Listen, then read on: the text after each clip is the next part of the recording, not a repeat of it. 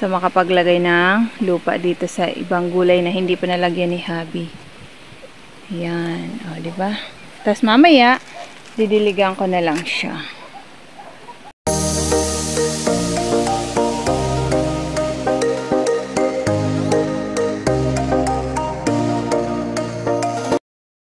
Hi everyone! Another day, another vlog with me. So, ayan. Wala si Habi ngayon. Gawa ng pumunta siya ng bayan. Titingin daw kasi siya kung meron na namang mga gulay doon sa market. Yung mga binalat na cabbage. So, ngayon, ang gagawin ko ay magdadagdag ako ng lupa dito sa aming mga gulay.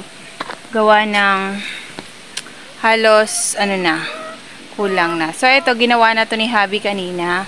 So, ayan. Yung ibang talong. Ayan. So, halos, nalagyan na niya na dito.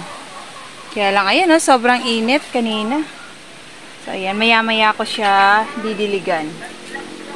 Makapagpahinga muna ng sobrang init kanina. So, dito na ata ako sa may pechay. Kasi yung sili, nadagdagan niya na rin. Wait lang. So, ayan, tingnan nyo yung aming sili. Ayan. So, yung sili namin. Ayan. Ay. So, papatalikod ko na lang yung camera. So, ito na yung aming sili. So, ito, yung mga talong naman, ayan. So, nalagyan na ni Habi lahat. So, mamaya didiligan ko na lang siya kapag hindi na mainit ng sobra. Makapagpahinga muna sila. So, itong sili namin, ayan. So, namumulaklak na yan. Kaya lang, yung dahon ay may mga parang napeste. So, ito yung isa. So, ito yung isa, may buo na nga siya. Ayan. Kaya lang, ito ay maliit pa. Yung isa, natuluyan na. So, yung dito, yung pechay namin, ayan, dadagdagan ko yung lupa. Kasi nung nakaraan, sobrang maulan. Kaya, ayan. So, yung mga dito sa may taas. So, mababaw lang yung niyan. Yung pinakalupa niya. So, yung pinakaugat is wala masyadong na ng ugat. So, yan, may namatay pa dito. So, grabe kasi yung ulan sa amin dito nung nakaraan. Tapos, yung iba naman kinakain. Yung kung natinanim ni Habi, ayan, okay naman siya. So, hindi nga lang panadadagdagan kasi wala na kaming kangkong na extra. Pero, ang cute naman. Okay naman pala siya. Ayan. Tingnan nyo. So, ito yung dadagdagan ko. Yung pechay namin. Tapos, yung bago naming tanim na na talong. Ayan. Okay ba naman? So, ito lang siguro yung dadagdagan ko kasi konti lang yung lupa nito. Tapos, yung iba nilipat na dito ni Habi. So, ito. Nilipat niya na. Ayan. Ito yung malaki na namin. Kasabayan to noong nandoon. At, mamumulaklak na rin yan. Diba? So, nakakatuwa ng tingnan. Yung kangkong namin. Ayan, diba? Ang ganda na rin. So, pwede na siya. Pwede nang bawasan. Kasi, ayan, malalaki na. So, ayan ang aking gagawin ngayon. Tapos, kung makakaya ko pa nga, yung kamatis namin dito is malaki na rin. Ayan. So, yung kamatis namin malaki na. Kaya lang, ayan, may tagakain na naman. Yung bago kong,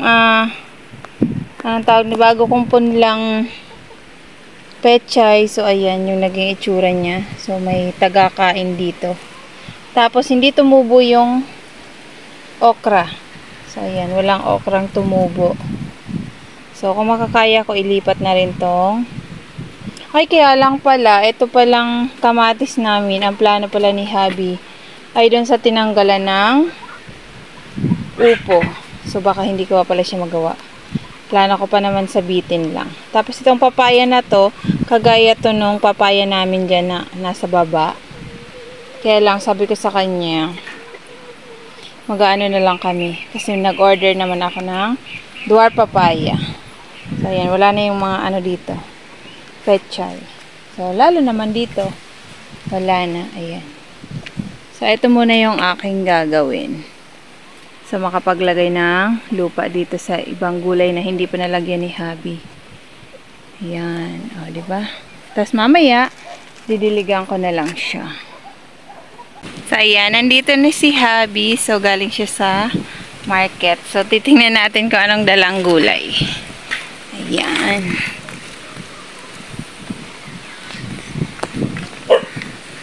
So, eto na siya. Diba? May dala na naman siyang isang sakong pambigay dito sa aming mga alaga.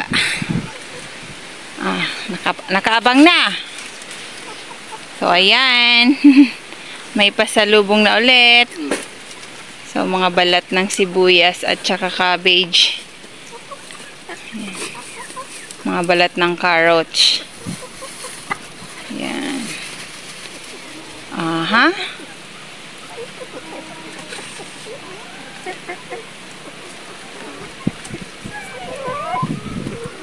Yung kalamansi ko pala dito. Kulang na to ng lupa. So, ayan.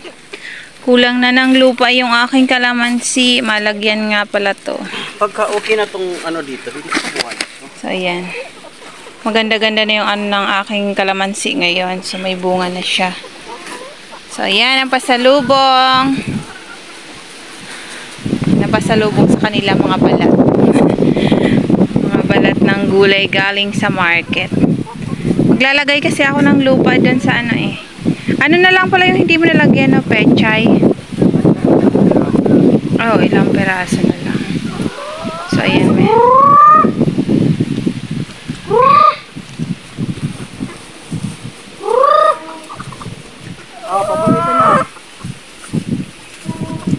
So, ayan, may ano ng niyog. So, ito yung nakuha niya. Kasi bukas, market day na naman. So, yung iba nagbalat na ngayong araw. So, yung iba kasi niyan, mamaya pang gabi.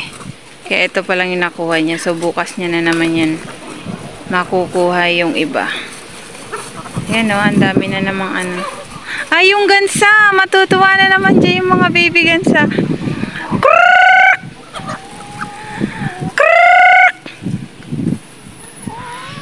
Ganso! Yung gansa, kasi yung mga baby. Tuwang-tuwa nag-aagawan dyan sa ano. Ganso! Nag-aagawan sila dyan sa balat ng ano, cabbage.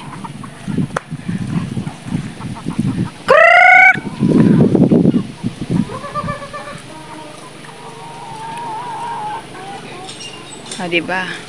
So, ganyan sila. Yung ano niyan, matitira. So, dyan na lang. So, magiging mataba na yung lupa. Hanggang dyan na sa ano ko, kalamansi. So, yung papaya namin, wala na yan. Kasi, talagang na ano na. Natalo na nung ano, bagyo. So, iisa na lang yung bunga. Maliit pa. Lalaki din yan. Meron pa ba? Meron pa dyan. Meron pa daw pala isang ano pa. Isang bag pa. So, ayan. Yun ang gawa ng aming mga alaga. Diba? So, yung iba, nandun pa sa likod. So, wala pang kaalam-alam na pagkain na pala dito. So, meron pa kasing kukunin si Habing isang sako pa daw. Meron pa siyang isang sako. So, ayan. Yan ang kanilang gawa.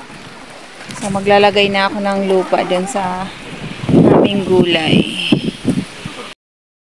Excuse me nga, chicken. So, ayan. Tingnan nyo naman yung aming maliliit na gansa, o, diba? Ang cute-cute nila, yung ang lalaki ng dahon ng cabbage. Pero talaga namang, ayan, o. Hindi lang ako makalapit kasi ang ano ng ano eh, ng mother and father nila. So, ayan, dito tayo. So, ayan.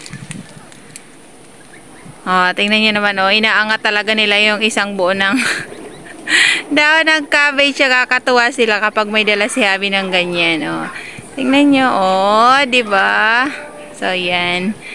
Yan ang kanilang paborito. O, diba? Nakaabang na yung, ano, lalaking gansa.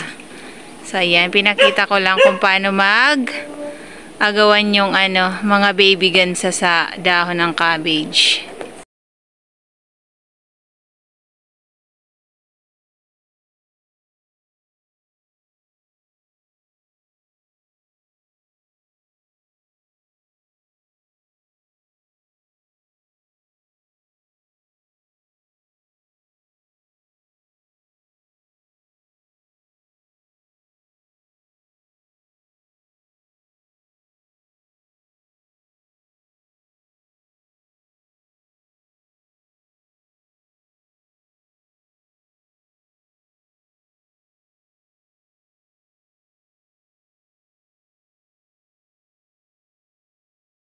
Ayan, nandito na ulit si Habi. So, dito naman dinalahan ni Habi yung isang sako niyang nakuha. So, ang daming upo na nasayang. Tapos, mga langka. So, ayan. Tapos, mga... Anong tawag yan? Sa ano? Ha? Hindi yan para pagulong. Anong tawag niyan sa ano?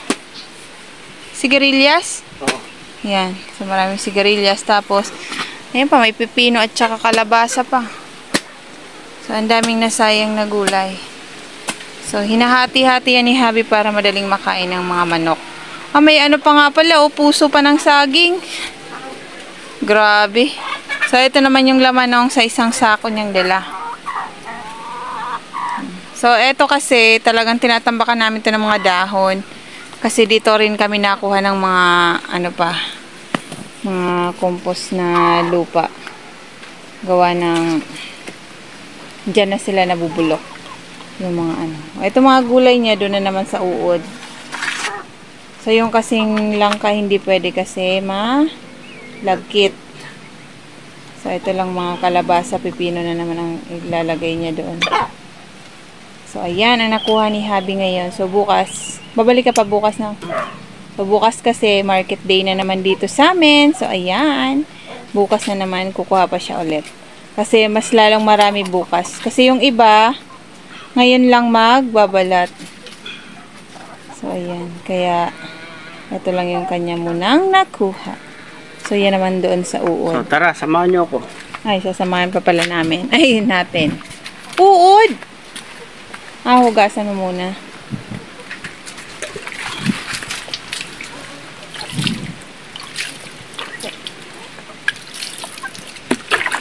Ang daming nasasayang na gulay, no? Sa sobrang mahal ng gulay ngayon. Yung mga nasasayang pa. Sobrang mahal. Sobrang mahal kaya. Hindi nabibenta. Dito nyo naman ilalagay. O, tingnan nyo naman. Ay, naman talaga. Oo, ang dami na ulit nila. Ibig sabihin, may libre na naman tayong patuka. So, yan yung ibang ano, yung kalabasa. Ayan. May maliliit, may malalaki. Maliliit, malalaki.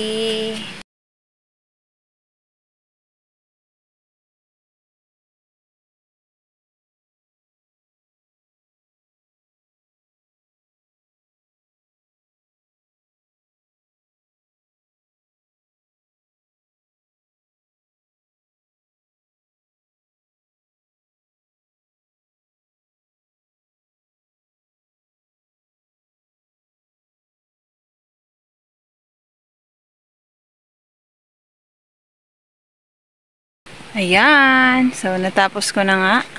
Kasi ilan lang naman yung nalagyan ko na. So, yung pechay namin na iilang piraso na nga lang. Aba naman talaga pa. Mukhang hindi pa kami titira ng ano, ng mga alaga. So, wala kaming spray na ginagamit dito. Kaya kung makikita nyo, ayan. So, eto lang ata yung mukhang maganda-ganda yung mga tubo nila. So, bahala na ako. May matira. Di pang ulam namin. Kasi, ayan o. May umaatake. So, kapag nag-spray kasi kami, ayan. So, hindi na yan ano. Hindi na healthy. Hindi na healthy. May ganun. So, ayan o. Merong kumakain ng kanilang mga dahon. Abo naman. So, dito rin o. So, ayan. Ito, nahalos nalagyan na to ni Habi. Kaninang umaga habang ako ay wala. Dahil nga ako ay pumunta rin ng bayan kaninang umaga. So, didiligan ko na lang yan mamaya. Para naman manumbalik ulit yung kanilang lakas. Dahil diniligan naman daw ni Habi kaninang umaga. Kaya lang, tingnan nyo naman. Lantang-lanta. Sobrang init kanina kasi. Oh, makikita nyo. Oh. Sobrang init. So, didiligan ko na lang mamaya-maya lang. Kahit na ang panahon namin ay ganito. Oh, tingnan nyo naman. Oh, mukhang uulan. Pero, didiligan pa rin natin. So, ayan. O, tingnan nyo. Kung iyan ay ibabagsak man. Pero kung hindi, at least madidiligan natin yung aming gulay. Kasi malapit na rin to. Ayan, malapit na nga yan mamunga. Dahil ayan, may nakikitaan na nga akong mga bulaklak. Diba? Ang ganda na. Ang ganda na, kaya lang may, may kalaban. May kalaban. So, ayan na. Natutuwa na ako. Malo, may buo na ditong sili. Tcharan! Ayaw mo yan. Kakain na si Habi ng... Wow. ng So, maliit pa yan. maliit pa nga yan, pero at least may bunga na. Ito. Yan. So, ayan. Pero kung i-spray yan, wala yan. Hindi. Kaya lang hindi naman mag-i-spray daw si Habi. So, wala. Natural lang tayo. Yung pechay mo nga, ilang piraso na lang yung natira. Yung kangkong mo, okay naman pala. Kahit ganito yung itsura. So, ayan. Yan lang yung ganap namin ngayon na araw. So, kaninang umaga si Habi yung naglagay ng lupa. So, ako naman yung natira. Yung natira kanina, ako naman yung naglagay. Diba? Yung pechay. Tapos ito yung Naubos na. ang tawag na ito yung natapon. Yung natapon ng isang yan ang nilagyan ko. Dinagdagan ko. Kasi hindi ko pa naman pinuno. Abot mo lang dito. Pero hindi pa pwedeng punuin. Abot mo lang dyan. Magtara ka lang ng dalawang gawin. Para... Dadagdagan ko na rin. Para... Pagka pag naglalagay ng mga balat ng sibuyas, bawang. Maglalagay tayo ng balat ng itlog. Para may calcium. Dyan na ako mga balat ng sibuyas na antay na lang yun ng mga compost. Patong na lang yun dyan.